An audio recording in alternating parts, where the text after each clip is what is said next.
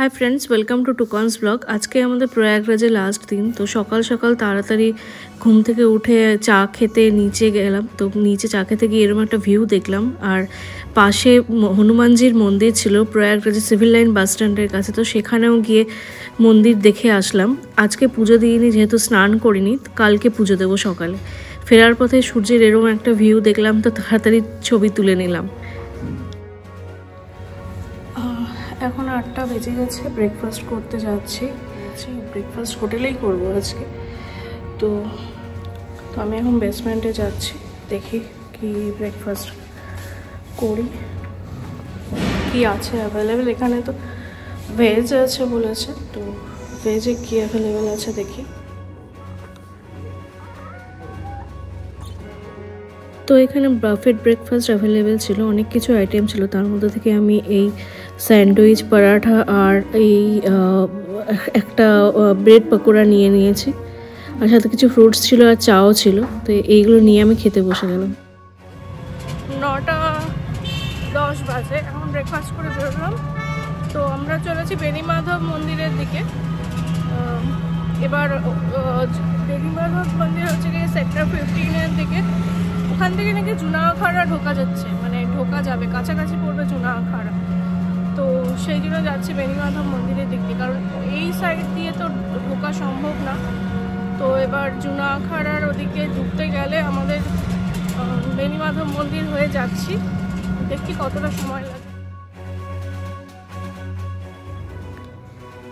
পৌঁছে গেছে এখন বেনিমাধব মন্দিরের কাছের ঘাটে। ওই দূরে যে দেখতে পাচ্ছেন ওটাই হচ্ছে গিয়ে পুরোটাই মেলার জায়গা। তো ওখানে প্রচুর, যতদূর চোখ যাচ্ছে পুরো খালি মেলা আর মেলাই দেখতে পাচ্ছি।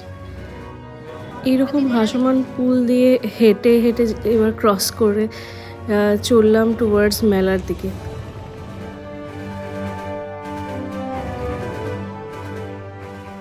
মেলার ভেতরে ঢুকে তো একটার পর একটা আখাড়া চোখে পড়লো। প্রচুর মানুষের ভিড় ছিল, প্রচুর মানুষ হেঁটে এদিক ওদিকে যাচ্ছিল, কেউ কেনাকাটা করছিল, কেউ হেঁটে সব দিক পরিদর্শন করছিল আমাদেরই মতো। আখাড়ার ভেতরে কোথাও ঢুকিনি, বাইরে থেকেই দেখলাম। আমাদের টার্গেট ছিল জুনা আখাড়া, তো সেই জন্য এগিয়ে চললাম তো জুনা আখাড়ার দিকে। তো সেক্টর 19 ছিল জুনা আখাড়া। এই ব্রিজ আর এই মন্দির এই কাছেই হচ্ছে গিয়ে জুনা আখাড়ার স্টার্টিং। এই হচ্ছে গিয়ে মন্দির, এখান থেকেই মোটামুটি জুনা আখাড়ার স্টার্টিং। তো প্রচুর আমি সাধু দেখতে পারলাম এখানে, প্রচুর সাধু ছিলেন এখানে।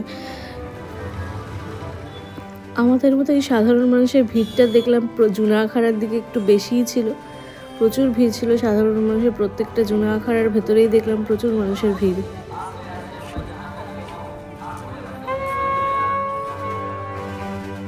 হোটেলে ফিরতে ফিরতে 5টা বেজে গেছিলো, সেই জন্য আর বেশি কিছু খেলাম না। কফি আর এই ইংলিশ ব্রেকফাস্টই খেয়ে লাঞ্চ সারলাম।